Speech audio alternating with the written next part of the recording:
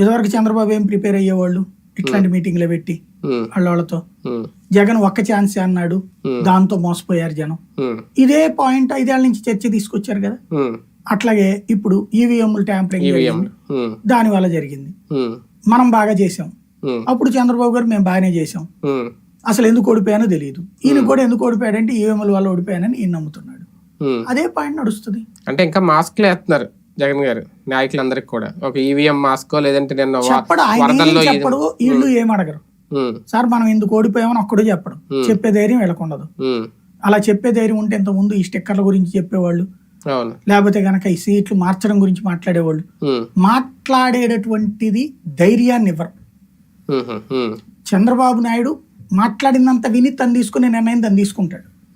ఈయన దగ్గర ఎక్కువ మాట్లాడినాడు. అంటే వన్ సైడ్ చర్చ నడుస్తుంది ఎప్పుడైనా అంతే. వన్ సైడ్ జగన్ గారు చెప్పింది. జగన్ దగ్గర ఉండేది అదే సమస్య.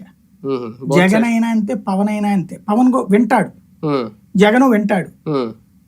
వీళ్ళకి విన్న తర్వాత సమస్య ఏంటంటే వీళ్ళు అనుకున్నట్టు అవతల మాట్లాడుతుంటే దగ్గరికి రానిస్తారు, లేకపోతే దూరం పెడతారు. ఈవెన్ చంద్రబాబు అయినా అంతే. కాకపోతే బాబు మరింత సహనంగా వింటాడు, పవన్ కళ్యాణ్ కూడా సహనంగా వింటాడు, విని నిదానంగా పక్కన పెడతాడు.